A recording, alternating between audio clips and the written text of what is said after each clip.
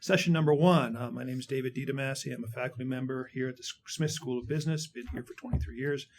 And I have the pleasure earlier this year of working with Nicolas Lamp on a committee for the university. And in the process of doing that, I got to know a little bit about what he did. And he's our guest today. He's going to talk about his book, Six Faces of Globalization: Who Wins, Who Loses, and Why It Matters. Well, half his book. Himself and Anthea Roberts, is that how we say her name? Yes. She was your co-author. Just to give you some background on who Nicolas is, at least academically, he's an associate professor at the Faculty of Law at Queen's University, right across the street, where he's cross-appointed to the School of Policy Studies and serves as the director of the Queen's Annual Institute on Trade Policy, a professional training course for Canadian trade officials.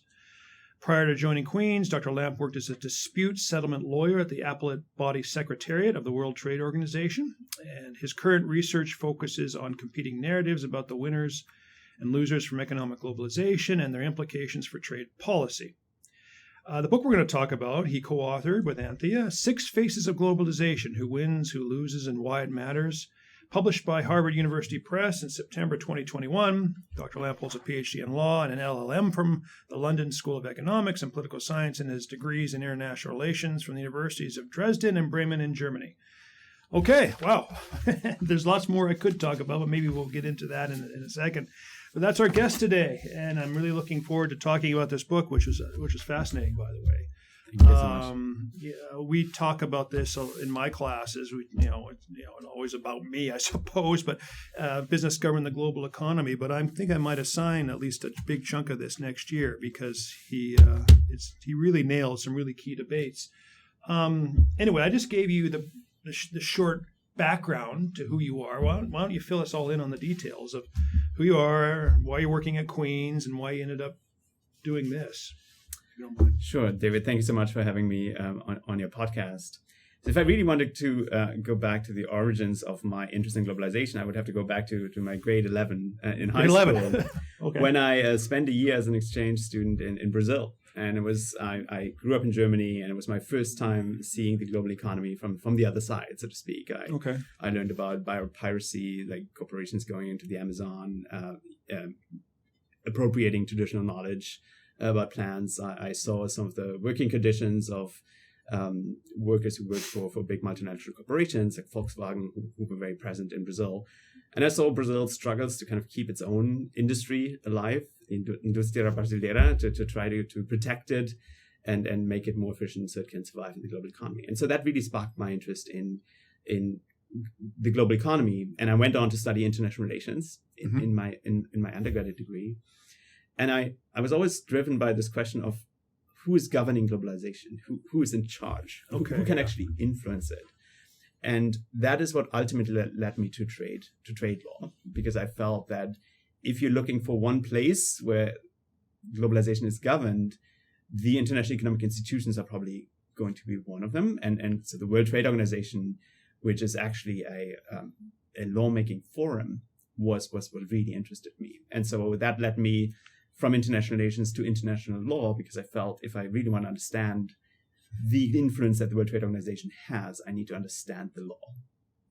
Okay, fair enough. So this really began on an exchange when you were in grade 11, and you've just kind of been moving in this direction all the way along. Well, there were lots of... there's detours. Detours, of course. And I actually, one of the detours you mentioned, which was that I worked at the World Trade Organization in the dispute settlement system. Yeah. So the World Trade Organization is famous for having a fairly developed dispute settlement system, which has now run into some trouble. Mm-hmm. But I had the privilege of working with the Appellate Body, which is the highest court, or used to be the highest court of the World Trade Organization, assisting them in disputes between states. And so that was really getting into the depth of the law, but I've always had this interest in how the law was made. And so while I was there, I was actually working on my PhD, which is about lawmaking in the trading system. And so what I was trying to understand was, well, how is the process fair? Are developing countries getting a fair shot? What are the prospects for reforming this system? And what happened then in 2016 is that a lot of my research was kind of seemed to become irrelevant when Donald Trump came to the fore. Oh yeah, and really sidelined international institutions to a large extent. Yeah, I mean, he kind of kicked a lot of them to the curb, hook, line, and sinker, all of them. Now, the WTO, came into being under a lot of controversies. This is not the Uruguay round, 95? Yes. And, they protest in Seattle, and they had people worried about, essentially international trade law trumping, to use the wrong word, domestic rules, throwing people out of work and mid-wage manufacturing jobs, particularly in North America. Now, that was the perception at the creation. Is that an accurate perception of the WTO, or did they take that seriously? Or put it this way, what are the common myths about the WTO, and what's the reality of working there? A fantastic question. So there was definitely some truth to it when you're talking about the original GATT. So the original GATT, which was in existence up until 1994, was really a trade club. So it was governed by insiders who to the trading system, who were skeptical of countries adopting environmental regulations which had trade impacts. They always suspected that there was a protectionist motivation behind it. Right. And sometimes you couldn't. There's some truth to that, and that's really the fundamental issue, is that states adopt measures for environmental reasons, but they're not always attentive to the trade effects on others. So, for example, to give one example from the early 90s, the United States imposed this import ban on tuna from other countries, and the only way to get around that import ban is if you killed fewer dolphins than the U.S. Fleet. But you wouldn't find out until the end of the year whether you would be subject to that ban, right? Mm-hmm. So there was a lot of arbitrariness in the way that was administered. And so what happened with the WTO, and particularly with the establishment of the Appellate Body, is that the Appellate Body became, partly I think through the protest, much more sensitive to these concerns and tried to be much more careful in the way in which it assessed the measures by member states. And so essentially what the message, I'm simplifying here massively, but the message to member states of the WTO is you can do anything you want. You can choose your level of protection for the environment that you do. You just have to be careful that in the process you're even-handed in the way you treat other countries. And so I had the privilege of working on another iteration of that tuna dolphin case, and where Mexico was challenging the U.S. labeling for dolphin-safe tuna. And again, the message was, U.S., you have to be fair in the way you administered the label, because what was happening is that the label was Mexican fishermen were prevented from using it. Most U.S. fishermen could use it even if they killed dolphins, because of the way the labeling regulations worked. And as a result of the case, the label was changed so that even the U.S. fishermen were subject to these stricter rules. Right. So in fact, the WTO led to increased environmental protection in this case. And still, of course, criticized by NGOs, but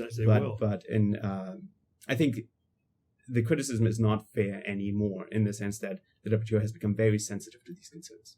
Yeah, I mean, I remember a bit studying that tuna dolphin case. There was something about the way that the nets, like some were drag nets and some were drop nets, and that the Mexicans couldn't afford to have the more advanced equipment, and that therefore this was discriminatory towards them.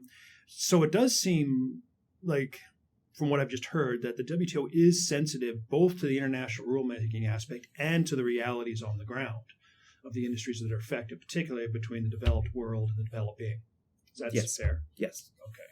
All right. Because I think recently the WTO is more sensitive to that. Don't they sort of give some help to countries who want to file trade law disputes and, subsidies to help people do this so they're not fighting against the big players all the time? Absolutely. So it's not the WTO itself, but some WTO members got together in the early 2000s to establish a separate international organization called the Advisory Center on WTO Law, which effectively functions like a law firm for developing countries. So a developing country that wants to bring a case against the US can go to the Advisory Center and at heavily discounted rates get assistance from them. And so the Advisory Center actually functions like a law firm for them. And I would say that has leveled the playing field in terms of legal expertise.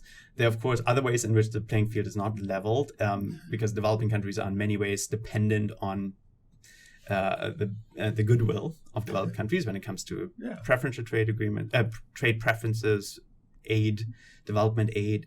So there are still, of course, obstacles for developing countries, but in terms of legal expertise, the Advisory Center has done a very good job of leveling the playing field. Yeah. Well, trade's just one of the organizations you touch in this book, which I'm going to, it's a big one, but it's not the only one as part of globalization for sure. So let's start making our way towards it, because I was really excited to go through it.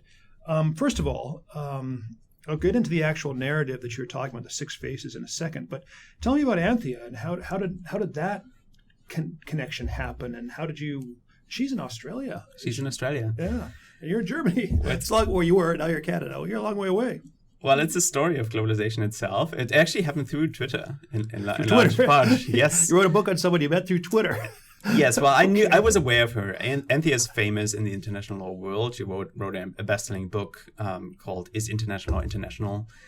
So she had that under her belt, and she was very well known. But in 2017, she was working on looking at a new narrative that was emerging at the time, what she called the Geo-Economic narrative. Right. I was looking mostly at the debate in North America around Trump and around the renegotiation of NAFTA. But what united us, that we both felt that the way in which our discipline and also international economists were reacting to the challenges from these new narratives was unproductive. There was a lot, when Trump emerged and the Brexit campaign emerged in the UK, there was a lot of dismissiveness from economists and also from international economic lawyers who were saying, oh, Trump is just economically illiterate. He doesn't know what he's talking about. This is all going to end in tears. And there was because, of course, Trump says many wrong things and many things that are not true. There's obviously, it's easy to dismiss him in that way. Yeah. But we were saying that there's something else going on as well. And we were both trying in different ways to map the emerging debates. And that is really what brought us together. I had an earlier paper which I put on SSRN and publicized on Twitter, and Anthea had a couple of blog posts that she saw that.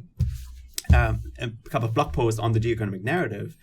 And once she saw my paper, then we started talking, and we pretty quickly decided there was a lot of benefit in putting our projects together.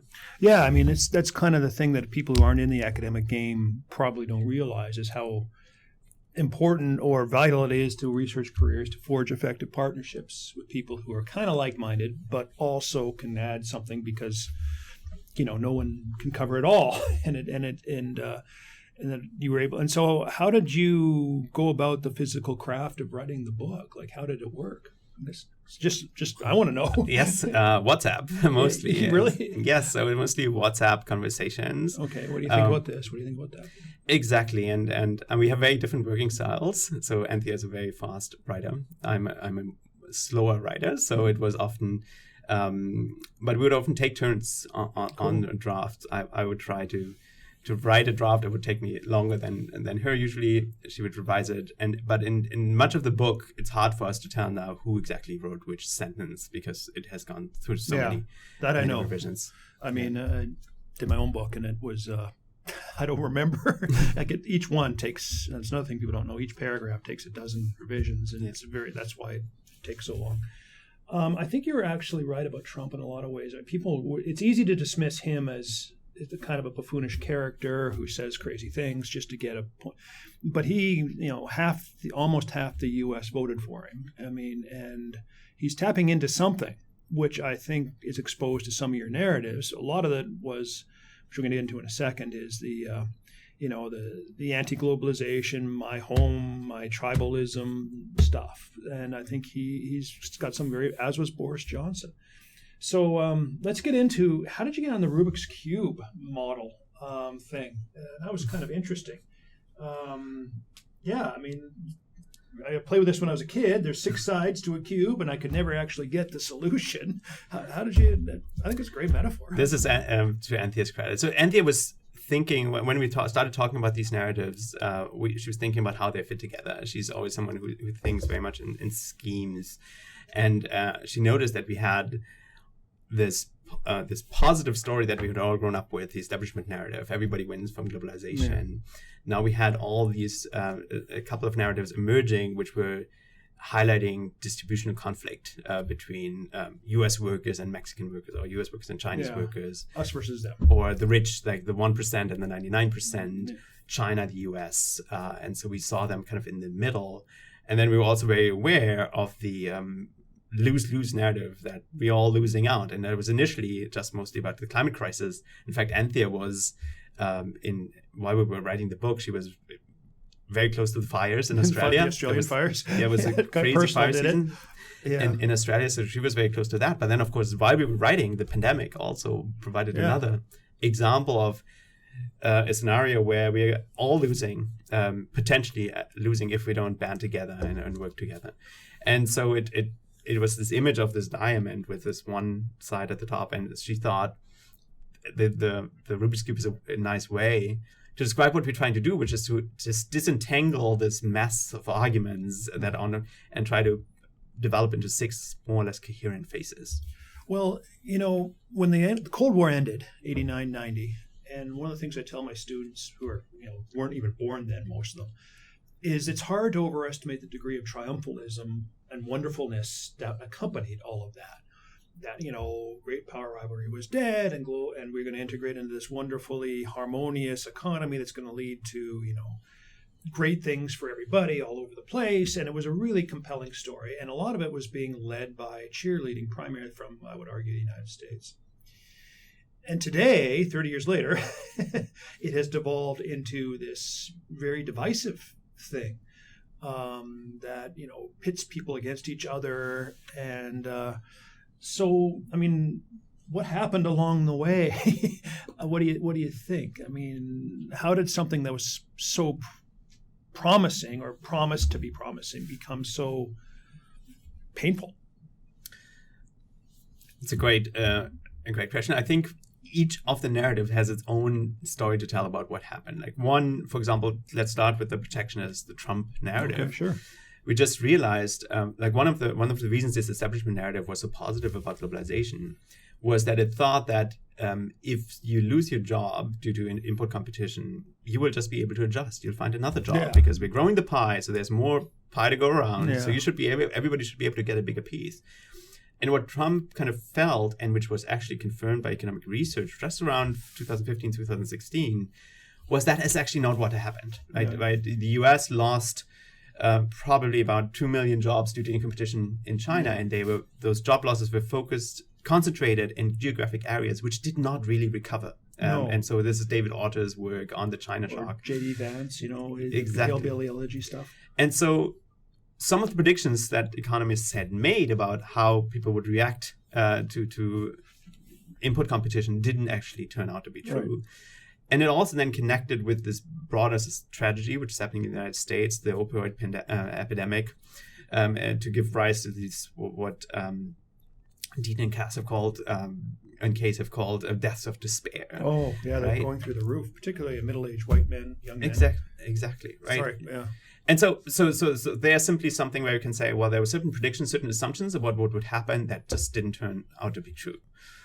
The left tells a somewhat different story. Yeah, the left-wing narrative. Right? It says, well, the idea was always with globalization is, yes, some people are going to make more money, but then you can use domestic policy to redistribute the gains and to make sure that everybody gets a fair share. And that simply hasn't happened. In fact, we have seen the opposite happen. Yeah.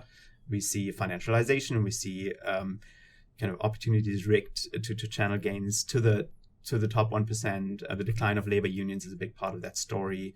And so every narrative has a different part of the establishment narrative that it picks apart. And I just want to mention 2 more. One is, of course, the climate crisis is something that is not really incompatible with the establishment narrative, but it's the flip side, right? If you have massive economic growth and massive wealth, and that's fueled by fossil fuels, you'll also have skyrocketing carbon emissions. And I think another part that simply nobody predicted in the 90s was the reemergence of security competition. Yeah. There was this deep assumption that as countries become integrated into the global economy, they're going to converge politically towards the Western model, and in case of China particularly, but also in case of Russia, and even India, it didn't turn out to be true. Well, yeah, I mean, one of the things about both those narratives is it was American-led, and it also was this universalism that sometimes the United States portrays its system as having. People would be like this if they only could. And I think we've seen, particularly in the last decade, that's hardly, no, they actually probably won't. Even if they do gain economically from globalization, they have their own ways to rock, so to speak. And so I went through this. Why? This is something it is a big problem. I read Benjamin Friedman's work on capitalism, the moral consequences of capitalism. And one of the argument is wealth does tend to accumulate. Growth does seem it goes to fewer and fewer people have more and more of this. And you're absolutely right. We haven't been able to pull up the lower class. In fact, it's getting worse. So, what do you think that was? Why can't we? Well, I guess that's a gigantic question, but why is it that this was going on for 30 years? We haven't been able to address it effectively, majorly in Western Europe and North America. I think we do see stark differences actually in the Western world. Yeah, you do. I think in the United States and generally in Anglo-Saxon countries, we see more inequality than we see, for example, in continental Europe, and or especially Scandinavia. And so there are countries, again, looking to Scandinavia, which have on the economic side actually done very well. They have been able to make sure that they're flexible labor markets where people get support to adjust. Sure. And we've seen that much less of the economic populism in those countries. What's striking is that we still have seen right-wing populism. So we have in Finland and Sweden, you have strong right-wing populist movements. Even in social democratic countries. Yes. And it seems to... Yeah, I remember that. This just seems to be something about anxieties about the composition, the ethnic composition of society, about immigration. Yep. That is striking fear in some countries. And that's actually was the most challenging part of the book to write, was to try to empathize with that for me. When we wrote, or I particularly worked on the right-wing populist narrative, it's easy to kind of sympathize or empathize with someone who has lost their job and sees their community going down the drain. And to feel the pain of that. It's harder, I think, to give a sympathetic rendering of someone who objects to immigration or to kind of to understand their fears in a way that acknowledges that there's actually some just racism or xenophobia going on. And so that was what we tried to do in the book, was to give a sympathetic version of each narrative. And that, for me, doing that was most challenging when I was trying to say, okay, how do we understand this fear or rejection of the other when it comes to immigration, for example? That's cool. Not cool. I mean, it's interesting. I say this to my students. We do a couple of cases on Brexit, and I think people's experiences of immigration really they depend. For some of my students, they're going to go work on a Wall Street bank, investment bank, and they're going to be sitting around people who may look different. They may be different genders. They may be different, colors of their skin, but they all have had the same educational background. They all do the same job, and so it is net positive. But if you're on the outskirts of London working on a day job as a laborer and you're getting underbid, like the experience of immigration and what it does for your economic prospects is very different depending on this economic stratification. And it seems like the right-wing narrative is really appealing to this one at the bottom as opposed to the one. Yeah. It does. I mean, there are a couple of books that very effectively portray this divide between kind of the anywheres, the cosmopolitan class, and the somewheres, people who are very rooted in their community. And what has been really striking about Brexit is how people are willing to accept economic pain, even to vindicate those, right? They're so mad. So people work against their own interests. I mean, Brexit is obviously wreaking havoc with the British economy simply because of the labor shortages, for example, but one of the lessons of the Brexit debate is, I think, that simply appealing to economic arguments is not sufficient. Simply saying you're going to lose out, that is almost strengthens this impulse to say, well, you are materialistic, like you don't care about what we are as a nation and so forth. And so what the left, the big challenge, I think, for the left is to develop a story that effectively responds to those fears or around the loss of identities. This idea is like, I'm not feeling at home in my own country anymore, in a way that responds to that without endorsing it, without validating xenophobia or racism. And so that's a really difficult. It's a very, I could see how, I mean, a lot of writers would just avoid trying to deal with that, but you can't, because this is a very real thing that is driving everything underneath, is how people perceive these very touchy sort of but real subjects. So I commend you for the courage to taking it on. It must have been very intellectually challenging. How am I going to do this fairly? Yeah, I think you did it about as fair as you can. Like, clearly there are people who feel displaced and feel like, and this is getting on to the tribal kind of views of politics. Like, when push comes to shove, people feel they will protect their tribe and endure economic cost rather than give up the tribe. That's what I'm kind of seeing. Is that sort of the realistic thing to say? So we're dealing with that. I think so. Yeah, I think that's it, and that's all over. I think that's a human thing. It's been with us for a long while. So, I mean, there's so much more we could keep. So we're going to keep going. So, left-wing populist narrative, which is, essentially talks about the decline of unionships. You need the right-wing populist narrative. Let's talk about that a little bit. What's about that? And then there's corporate power. So maybe say a few words on either one of those. Sure. So we just talked about kind of the protectionist or right-wing populist narrative, which we know from Trump, we know from Brexit. It's very popular. And it has, it essentially, it criticizes the elite, but mostly for not protecting the domestic working class against outsiders, whether that's immigrants or whether that's imports, like competition from foreign workers. Somebody out there has got it in for us. Exactly. Yeah. What's really striking about is that the strong anti-trade version of this narrative is only really present in the United States. We don't really have it in Canada to the same extent, or Europe, or in Europe. Really? Even Brexit, which is like, I thought that would triggered it. But. Well, maybe it triggered import competition, created some of the socioeconomic conditions. But if you listen to the Brexiteers and the Remainers, they're basically competing about who's more of a free trader, right? The Brexiteers are talking, we want to create this free trade paradise in Britain if we're only freed of the constraints of being in the EU, whereas the Remainers, of course, want to be part of the single market.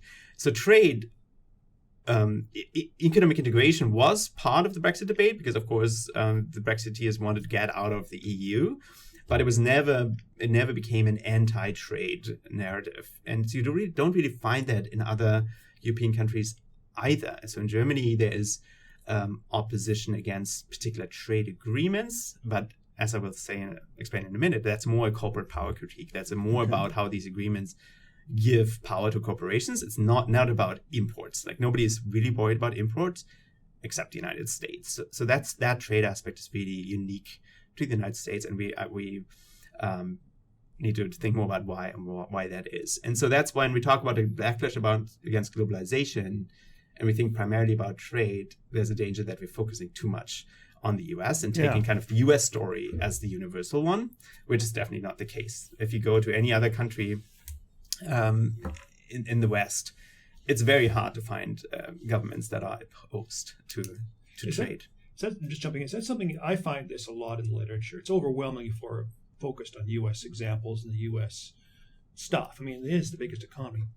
But, there's other stories. Is that what you're... Yeah. It's true, but the U.S. has, of course, an outside influence. Yeah. And I mean, if you look at the World Trade Organization, it's impossible to imagine further trade deals if the U.S. is not on board. Because in trade, you're always concerned about... market size is just incredibly important, and the U.S. market is the biggest price around. And if the U.S. is not willing to engage in trade negotiations, then it has huge knock-on effects on other countries. One of the things I also think about when I think about international organizations like the World Trade Organization, like the International Monetary Fund, but mainly on trade, the whole idea of having an international organization that helps create trade law and adjudicate it is to get it out of the realm of domestic U.S. or politics. Because once it's there, then you get all of this stuff coming up. Oh, we don't want it. We it's protectionist reasons. But the whole idea is to keep people's feelings out of it, yes. so to speak. But Trump threw it right back into the feelings thing, or maybe it was brewing for a while. So, your former organization, the World, how's it dealing with that, and how does it sort of managing how it needs to work in this newer world?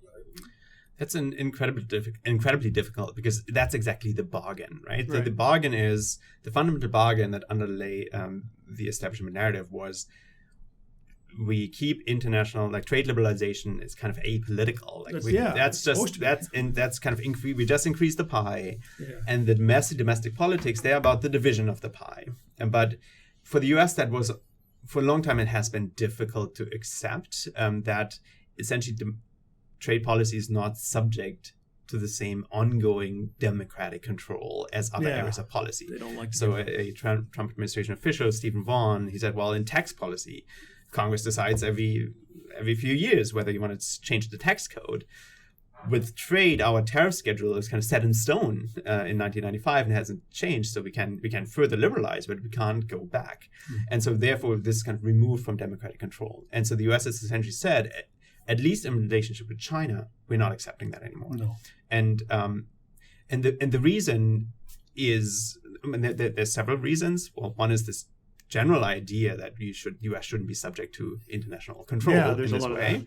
So Robert Lighthizer, U.S. Trade Representative under Trump, really thought that the U.S. should have way more autonomy, and that because it has such a big market, it will actually be able to get what it wants. Probably. But there's also this idea in this, which we have to take very seriously, that the rules, when they were designed in the 90s, didn't account for an economy that works the way that the Chinese economy works. No. And so that therefore the rules, the WTO is not fit to deal with China. And so what's really striking to realize, or important to realize, is that the US still observes its international trade obligation for the most part with all countries except China. Right. So it has imposed these Section 301 tariffs, which are totally inconsistent with its WTO obligations with respect to China. It's done some stuff on steel and aluminum with other countries, but that's mostly, it's trying to resolve that. The Biden administration is trying to resolve that. But when we look at the U.S. compliance with its international trade obligations, it's a black and white picture. With other countries, it's mostly in compliance. With China, it's completely out of compliance. Right. I mean, this was this idea of a state-driven, state-led not a market economy that was trying to build competitive advantage using state. And that's a different animal than what the WTO was designed for. That's the U.S. argument. Yeah. There are others who say that, in fact, China has made incredible reforms. It has done a lot to bring its economy into compliance with WTO rules. China, when it acceded to the WTO in 2001, had the most extensive obligations that an acceding country ever had taken on. And these observers also say that China actually mostly complies when it's challenged in the WTO, and its laws are found to be inconsistent with its WTO obligations, that China mostly comes into compliance. And the US is simply saying, well, this is kind of just scratching the surface. There's so much going on under the surface that WTO rules don't capture, and therefore the WTO is not fit to deal with China. Right. And that would probably, just guessing, on part of China saying, hey, we've done a lot here. It just seems we're never quite good enough. Maybe we should craft our own set of trade institutions and trade laws outside of the WTO. Well, the funny thing is that China hasn't actually done that. I mean, it has the Belt and Road Initiative, so it definitely uses commercial instruments to kind of penetrate markets and create dependencies in other countries. But when you look at the debate in the WTO, it's really the U.S. that's the odd one out. It's China and this is also a fundamental point of disagreement between the United States and other Western countries. That the other Western countries say, essentially, the WTO is still our best chance of dealing with China. We realize not everything China is doing is proper, but our best shot at influencing China's behavior at the margins is through international rules, and that's because China has, at least superficially, it's very committed to the World Trade Organization, and it's actually not tried to overthrow this organization. And so that's For Canada, the EU, Australia, they're all still bringing disputes against China. They're trying to use the WTO as a means of affecting Chinese behavior at the margins. And it's the US that has kind of abandoned its own creation because the WTO is its own creation. It's a colossal irony. Just pointed out by Fareed Zakaria and something I saw, but I think the whole idea of creating all these institutions in the post-World War II era and then post-Cold War was to get other countries to grow, to buy into a rules-driven international system, to see it as legitimate. Now they have. Now they're using it. Now they win sometimes. And the U.S. says, whoa, we didn't expect that. It seems like they created this wonderful system, but now they're rejecting it because it has created what they wanted, but what they wanted isn't really what they wanted. Or at least a big part of it. Do I get that kind of right? It's partly true. I mean, you could say, partly say that the US is simply a sore loser on some of these points. And that it's true. I mean, if we look at the China shock, yes, there were Chinese subsidies involved, but there was also recklessness on the US part, like very poor safety net. The US didn't use the instruments that it had at its disposal to protect some of these workers, to support some of these workers. What has happened in recent years, though, is that this economic story, the economic complaints about China's system, have been overshadowed by the security concerns. Yeah, the geo-economic narrative. And that brings us to the geo-economic narrative, which is that it's not, yes, the US is still concerned about Chinese subsidies, but that story is becoming less compelling because at this point the US is investing heavily in its own economy through through Inflation subsidies. Reduction Act and CHIPS Act, all these right? things. Yeah. So the economic complaints have kind of taken a back seat to security concerns. Yeah.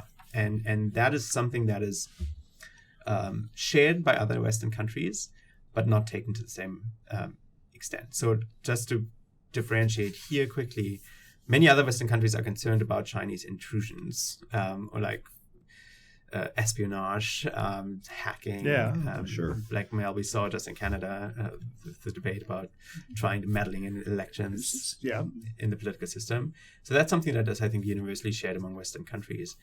What the US has in addition is this ambition to somehow keep China down and by cutting its access to cutting edge technology. And so that's something that other Western countries don't necessarily share. Yeah, I mean, it's the one thing that unites Democrats and Republicans. Everything else, even the global climate change stuff you talk about, even that is enormously divided. Whether it's real, how much, how bad, but not this one. Like they all agree we should band together to stop the Chinese from becoming what they might. Is that what you're saying?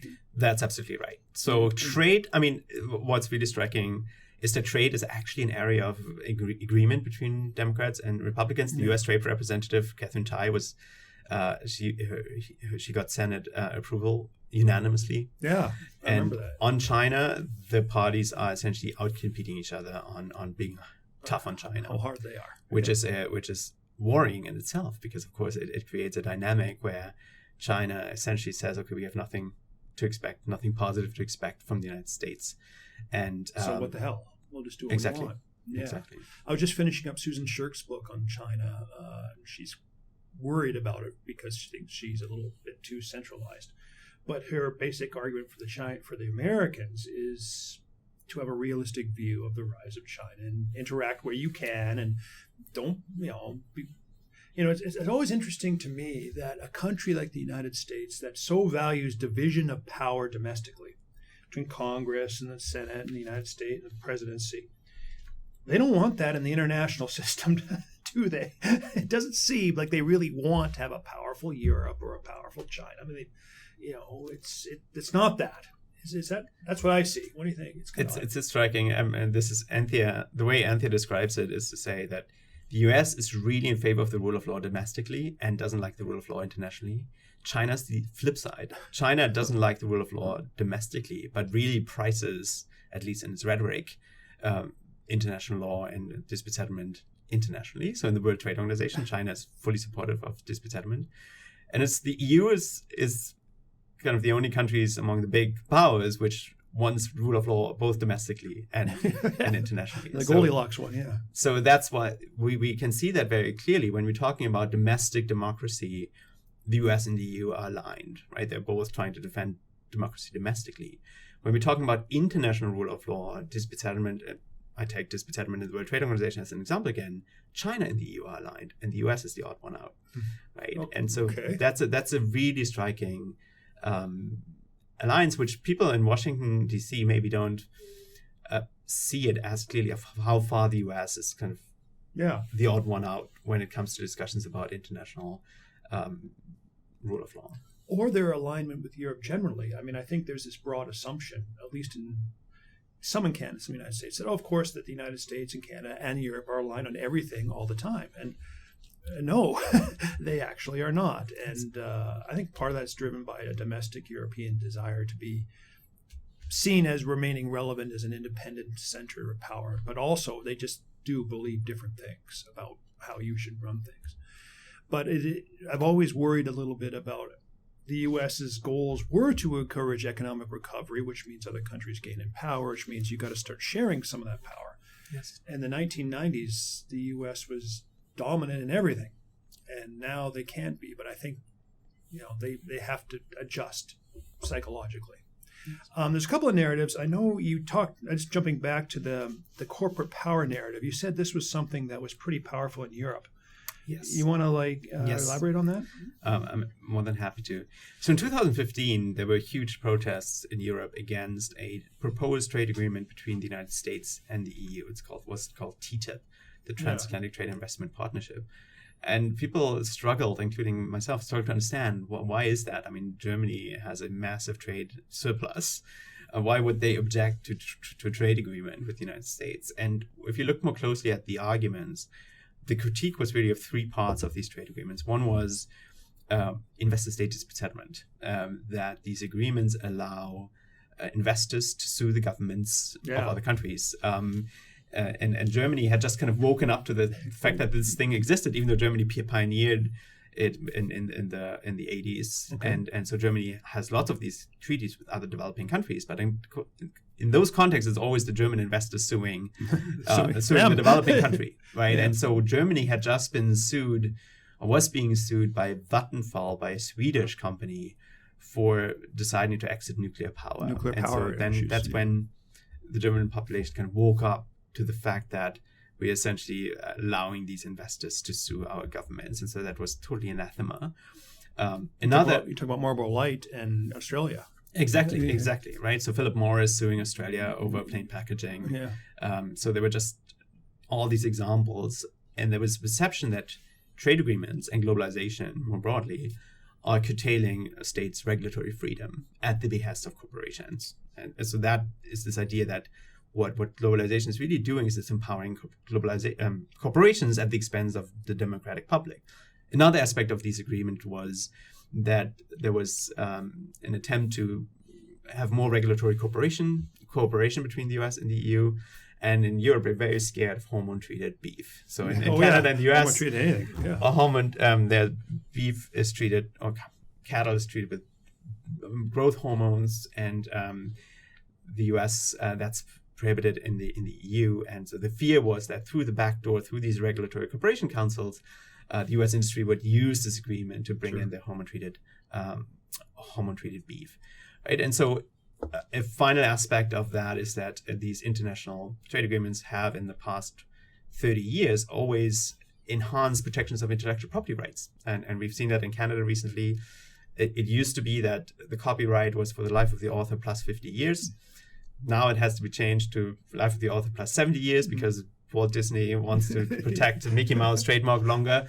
Why did Canada have to change that? Well, because of the USMCA or CUSMA, the new NAFTA agreement. So the US used the trade agreement to impose this on Canada. And in the context of COVID vaccines, that was another big topic, of course. To what extent do trade agreements constrain countries' ability to derogate from intellectual property rights?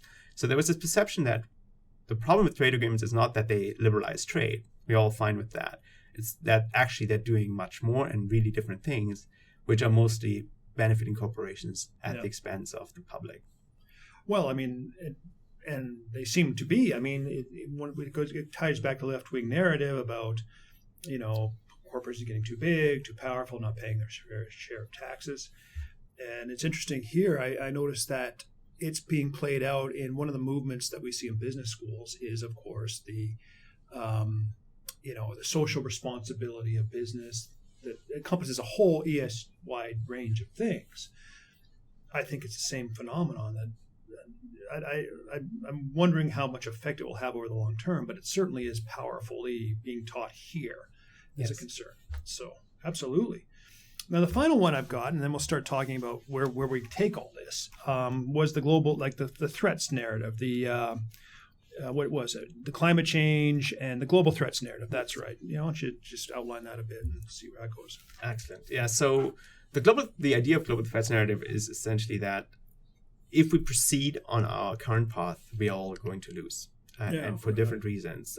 Either because we are promoting an economic model relying on fossil fuels and on mass consumption that is completely unsustainable, that is driving carbon emissions through the roof and will lead to catastrophic warming by the end of the century.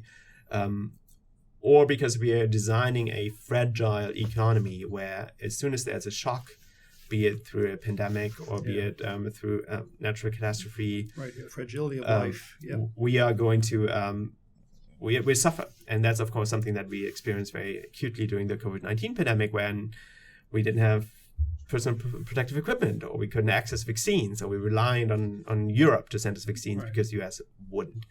And so what we're seeing as a response to these global threats is a shift towards two values, one of them being sustainability, and the other one being resilience. And we talk more about what that means. So this global threats category actually encompasses a whole host of sub-narrative. It's our attempt to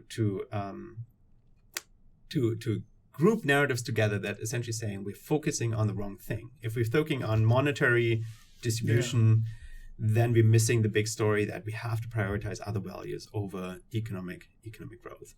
Well, we saw that. I mean, I've seen that in the business school literature too. Like Mark Carney's book that won a bunch of awards last year was Values. Yeah. Part of it was economic, but there's a whole bunch of other things. So does Marianne Mazzucato. Yes. Yeah, I don't know if I got her name right, but she's writing about the value of everything and this idea that we undervalue labor and overwhelmingly value stock returns, and we certainly don't value free time or mental health or all kinds of other social mechanisms that we probably should put in. I think we're seeing that we're trying to widen the scope of how we measure well-being, but we got a long way to go. It's still pretty heavily dominated by GDP and stock price and stuff like this. Okay, so one of the things this is a tough one, curveball. I'm going to throw it at you anyway because what the hell. Rubik's Cubes have solutions. There is an answer. Yes. Okay. So what's the answer? Yeah, so were you able to get to one? Or, a couple things. One is, of the 6 narratives in your reading of, I know you're summarizing and synthesizing. You weren't trying to act as a referee or a judge, but, which ones do you find that we should pay the most attention to, and what the solution kind of is? Where's it heading? Like, that's sort of something I wanted you to touch on. Right. Well, the Rubik's Cube has a solution, but you have to ask, okay, to what question? Yeah. And so the question that we were trying to answer in the first part of the book, where we used the Rubik's Cube metaphor, was how can we make sense of these narratives? Like, how can we disentangle the narratives? And so if you've solved the Rubik's Cube, you have a cube with 6 sides, which are nice and coherent. And so that's what we try to do, develop 6 narratives that are nice and coherent, but it still doesn't tell you which one is right and what to do with them. And so what we do in later parts of the book is we actually use a different metaphor, the one of the kaleidoscope, where we say, well, the best way to think or to approach policy problems is to try to see it through the lens of different narratives. Because and this goes to the second part of your question about which narratives should we pay most attention to. One of the lessons that we learned is that we found there was truth in each of the narratives. Sure. And so that we felt that it actually doesn't make sense to see it as purely a competition between the narratives and try to say, okay, which one wins. It makes more sense to try to learn from each of them. And so if I'm the solution in a way then lies in a approach to policy that combines insights from the different narratives. And we see that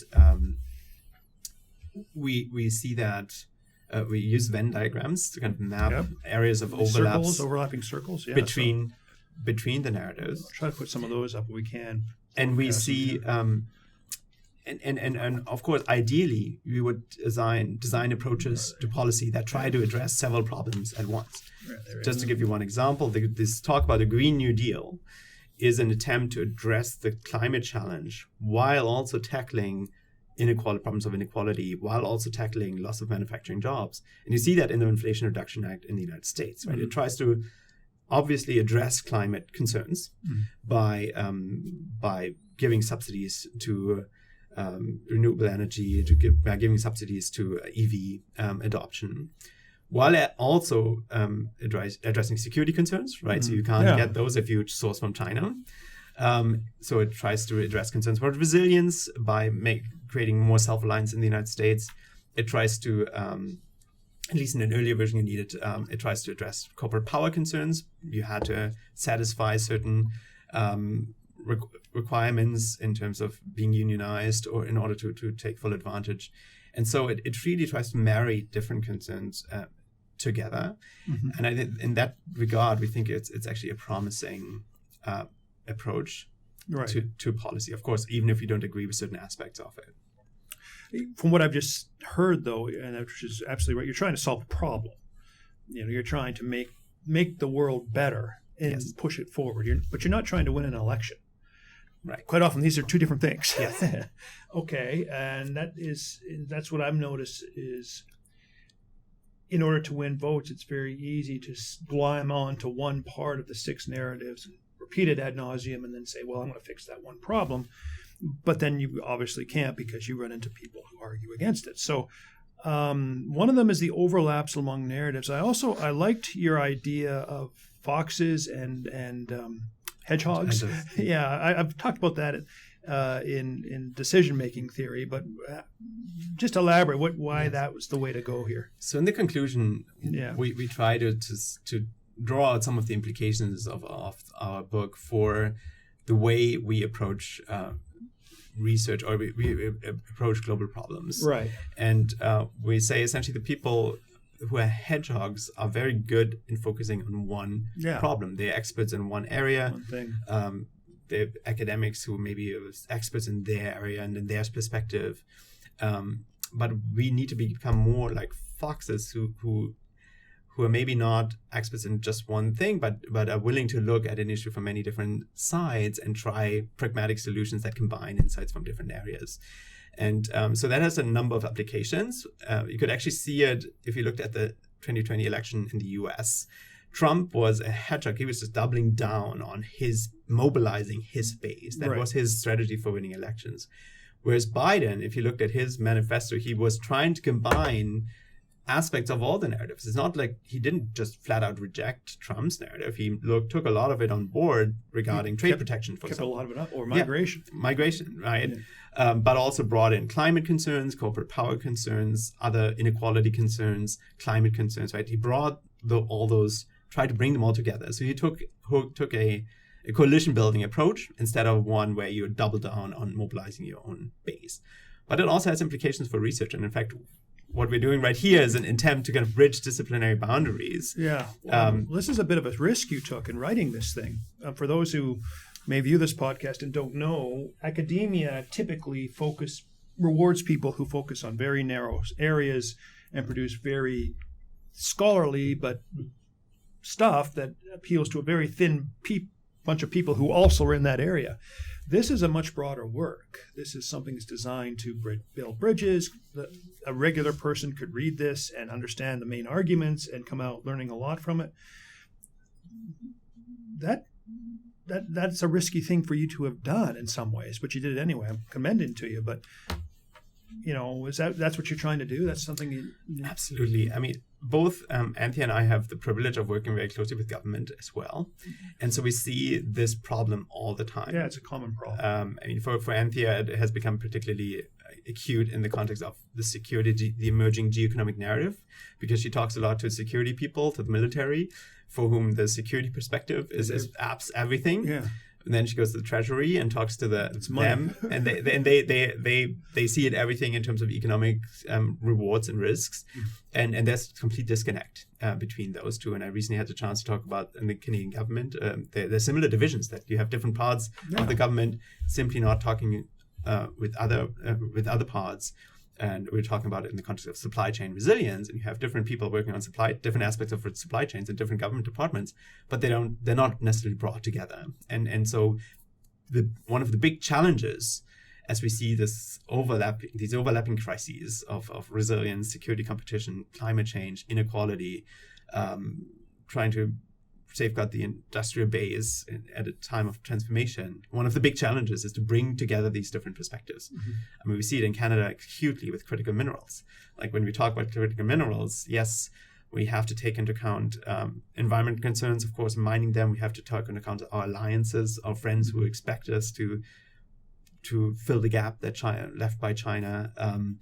We have to think about the relationship with indigenous communities. And so we have all these overlapping concerns, and bringing the relevant expertise together is a real challenge in academia, but also in government. And so that's really what we're hoping to do, is to draw attention to that challenge and encourage people to reach across the aisle and out of their silos and get talking about these issues. Yeah, well, they have to be rewarded or at least find internal or external value for doing that. We were talking before we began recording the podcast that I could find 6 academics or in this university who each one of which knows about globalization and probably would take one of your narratives and run with it.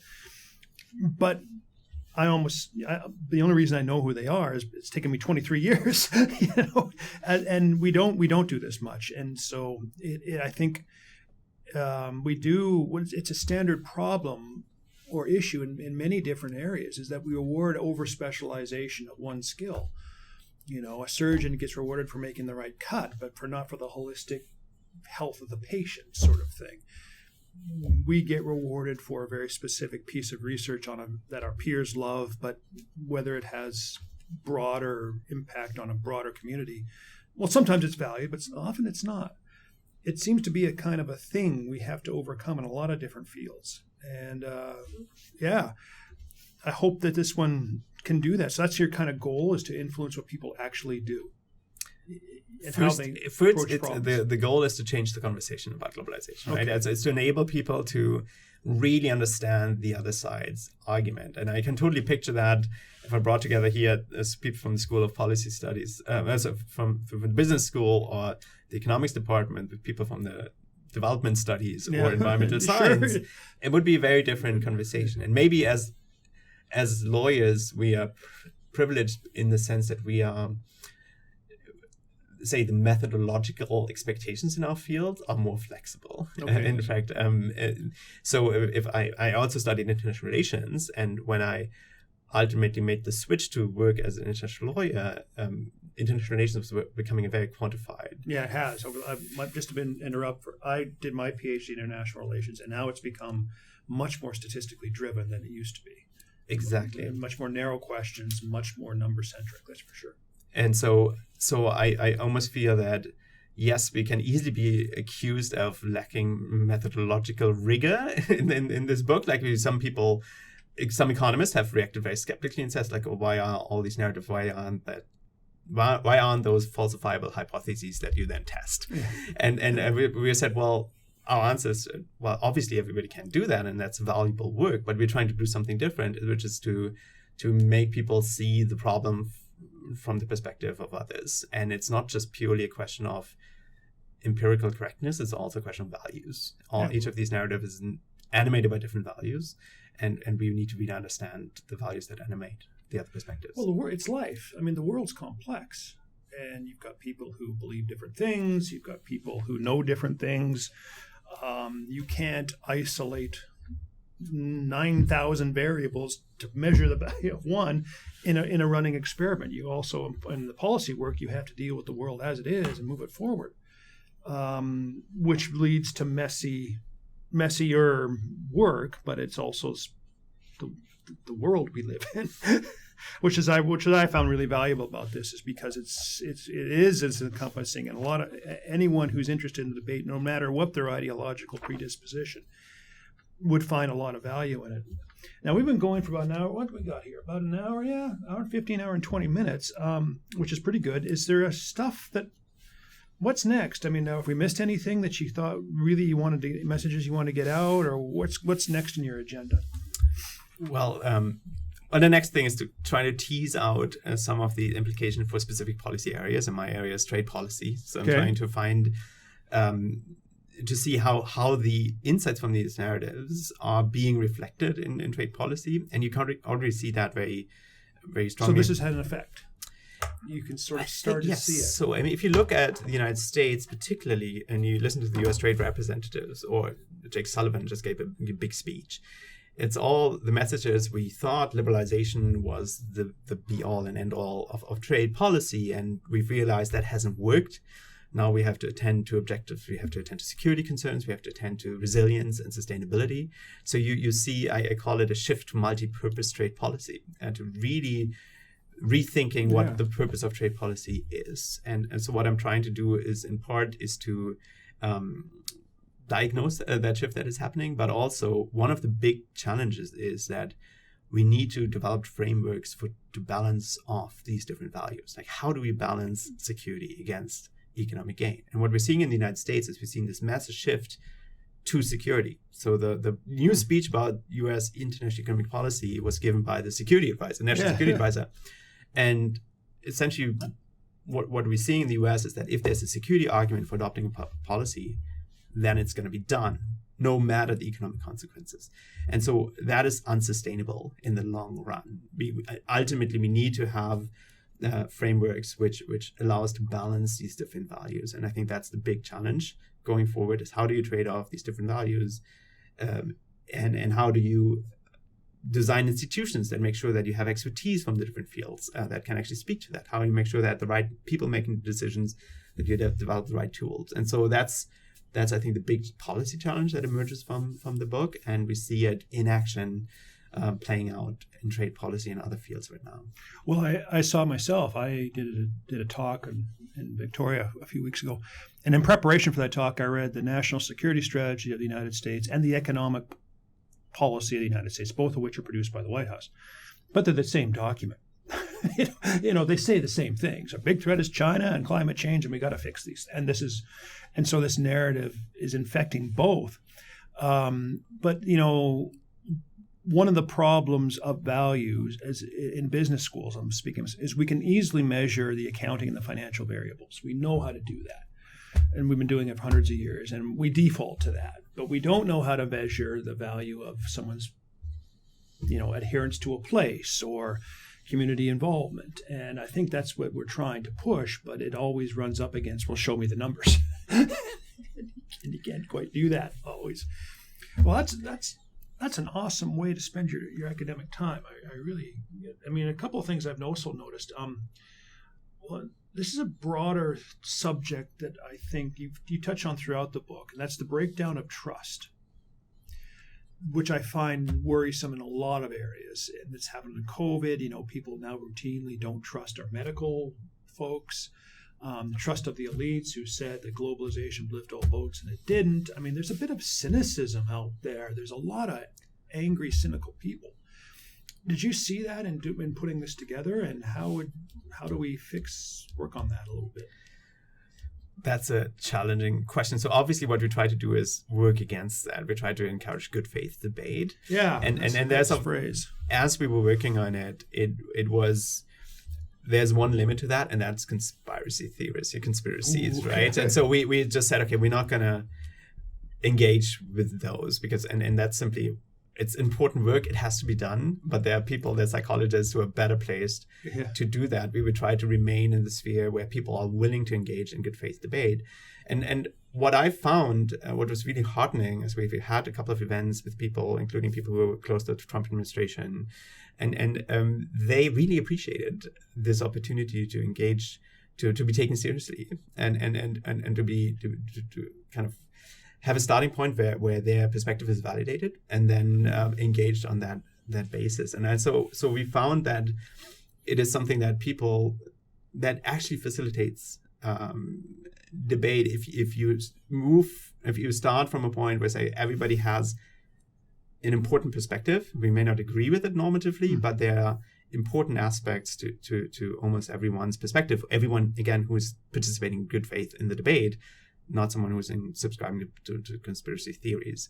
And so we're trying to enlarge that space for good faith engagement. And it's been incredibly rewarding to have debates on that basis. So you have had a few of those, like where people maybe engage with the book, sit down, have a round table, talk about stuff. Where we organize panels, we often try to bring people from the different perspective forward, and or we've sent our chapter on the right-wing populist narrative to people who are close to the Trump administration, and they said, yeah, that's what we think, and that's a good representation of our views. And that's, of course, a much more productive starting point for a conversation with them about, say, specific trade policies than if you come from a point of dismissiveness or contempt. That came out, and I've seen this in lots of places, that one of the things that you're dealing with is anger among the people who feel that their point of view has been dismissed for 30 years and that they're a bunch of hillbilly, Luddite people who don't know the modern world, and come on.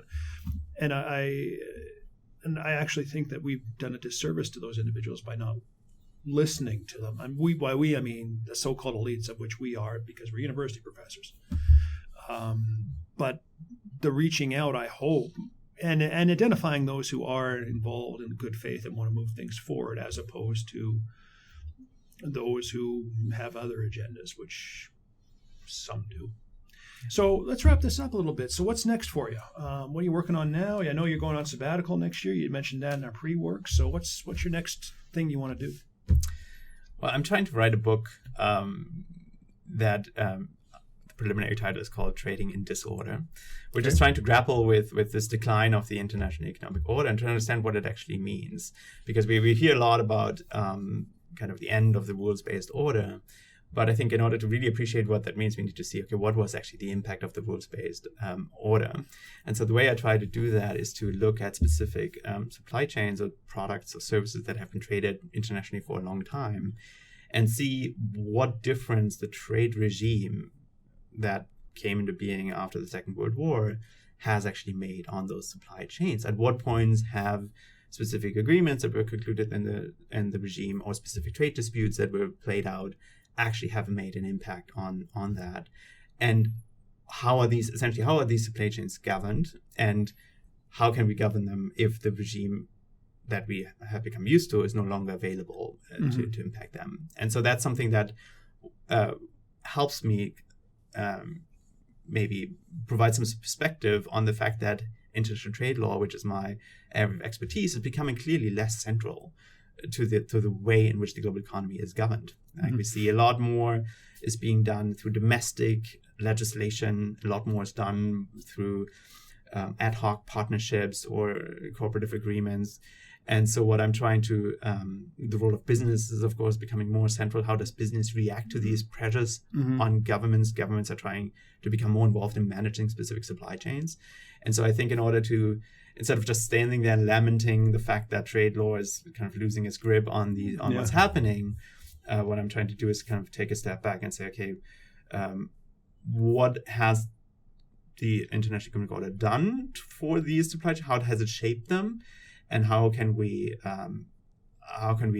think about these supply chains going forward? And because one interesting thing that I heard recently from a Canadian trade official who said to me is that we are being asked to do supply chain trade policy. We're supposed to kind of develop trade policy for specific supply chains, and that's not something that we necessarily used to be. We used to design an agreement and let everybody figure it out, right? And so the idea that government is supposed to now kind of manage specific supply chains is something that's new. And I'm trying to pave the way, the analytical way for that way of thinking about the global economy by looking historically about the difference that these agreements have made and how they've...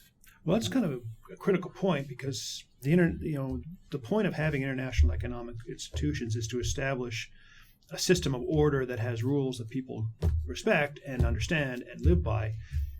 And you still need that, yes. Whether it's done by the WTO, whether it's done by these other organizations, other ways you're talking about, that gives predictability that allows businesses a desire to go out and invest and trade. So it's actually kind of heartening to know that these institutions are migrating, evolving, changing, but they're not just been blown up. A lot of people think that they have. And they adapt. And that gets back to your resiliency story and gives me a little bit of future that, if we think about progressivism in terms of just making the world better for more and more people, it's kind of a hopeful way to end things. That's what I think. Absolutely. Yeah. Well, that'd be cool. And where are you in the manuscript development process on that one? Oh, at the very beginning. Yeah, I'm on. Yeah, they take a while, don't they? But I will. We'll come back. I'll be on my sabbatical next year, and I'm hoping to make some progress then. But it's not going to be as fast as this one because Anthea is a very fast writer, and I'm not a fast writer. Yeah, so I'm going to take much longer than this one did. We wrote this in 2 years, and the other one didn't. Won't be that fast. That's a trick. Other things intervene. You got kids, you got this, you got that, but I'm also slow myself. All right, Nicolas. That was an hour and a half with Nicolas Lamp on his book, Faces of Globalization. I'm going to put it up there. Thanks very much. Yeah, it's a real pleasure. Yeah, it was a great pleasure.